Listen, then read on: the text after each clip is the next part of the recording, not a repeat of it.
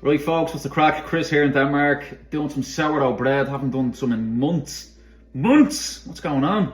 Right, I did a Fermentation here. That's just when you combine the flour, the water and the actual ripe sourdough starter. So I left that for about a half an hour to 40 minutes. Little tip, I keep it in the oven with the light on, so you have a constant temperature, which is really nice. Get it nice and active, get it nice and controlled. Salt here, going with 2.2% of the amount of flour. So we've got about 18 grams here of salt. So the flour's after hydrating a bit of strength developed. The sourdough is getting active, it's working away, eating its way through this flour. Bit of water on your fingertips here. Just kind of press it in like that. We're just going to kind of massage this in. I'll lift it here so it doesn't make too much noise. And you kind of just rotate it like that. Kind of just rub it in like this. That kind of get your hand underneath and kind of pull and push back in like that as you kind of rotate the bowl. Like that.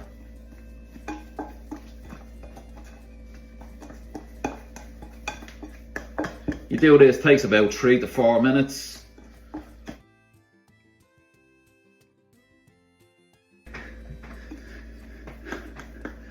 Alright, that's grand. Just going to scrape down the sides here. Okay. That's it. So that's everything. Our flour. I'm using some Øland that's what it's called here. Øland Flour. It's a wholegrain flour. It's lovely. I love the flavour. Gives a nice colour to the bread. And I've got some strong bread flour. It's got about 14 grams of protein per 100 grams.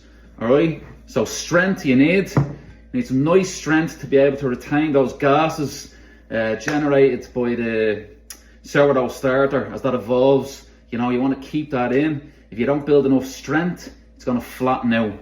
You'll get a pancake. You don't want that. You want a nice airy bread. We're going to do some coil folds with this.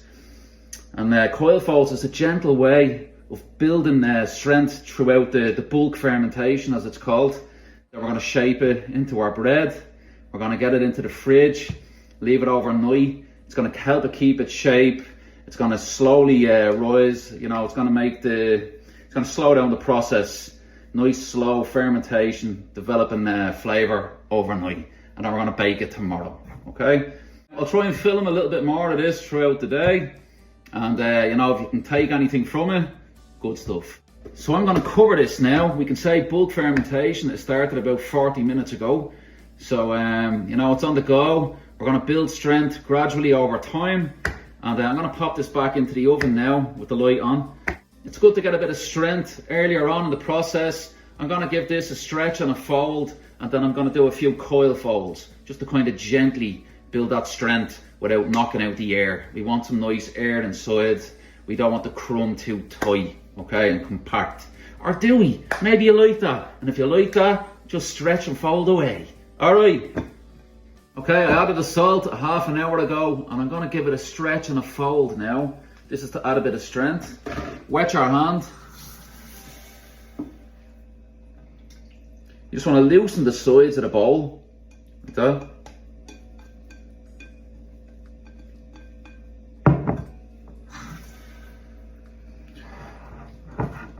And then you want to grab underneath, lift it up, and let it drop down on itself, okay? Then rotate the bowl. Do it again. It's 2. 3. 1 more. 4. So, it's getting a nice bit of strength now.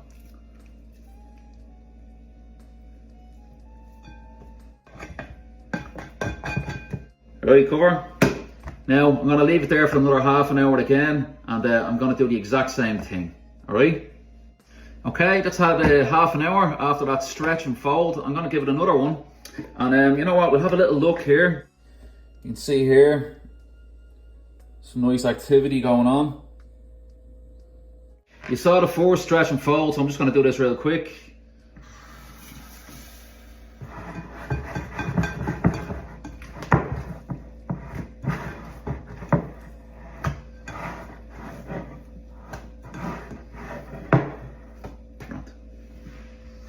Look at the dough now.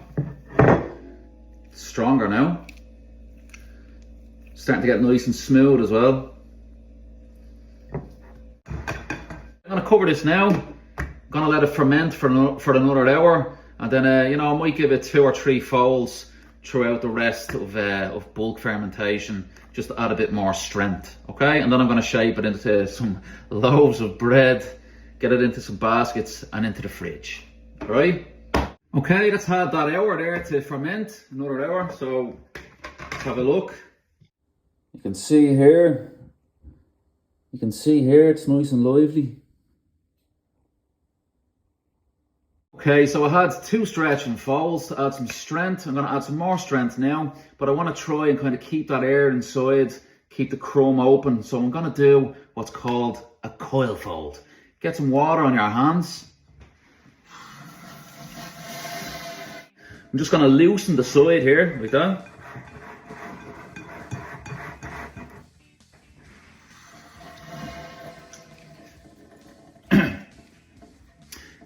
Now what you want to do is you want to kind of scoop down under the center here, like that. You're going to pull it up like this and push it forward, okay? Rotate the bowl, do the same again. That. Turn again.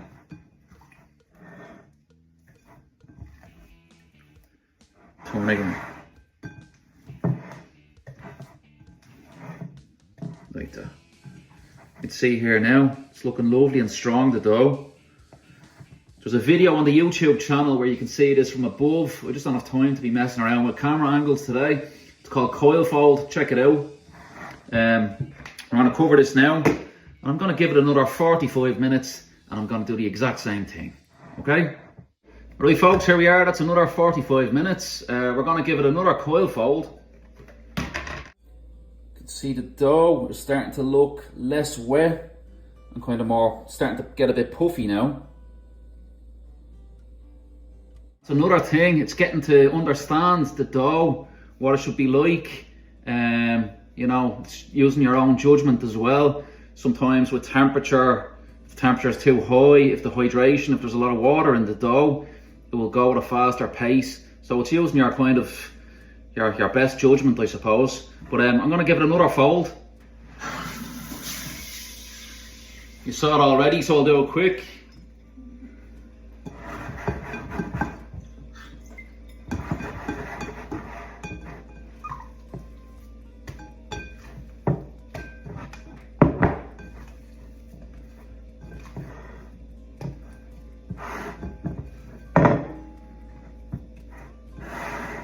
Yeah, it's really nice now and puffy. Some nice air in there now. You can see.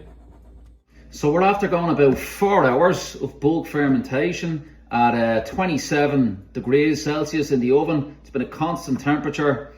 It's had 2 stretches and folds, and it's had 2 coil folds. I'm going to leave it at that as well. You want to watch that you don't overdo it, you don't overproof it, or it will just collapse. It will lose its strength. It will go the other way. So I'm going to cover this now. I'm going to give it another 45 minutes. That'll be 4:45 total since our sourdough starter was added. And then I'm going to shape it, do a little pre-shape, and then shape it to some loaves, stick it into some baskets, and we're going to bake it off tomorrow. Alright, sound, into the oven.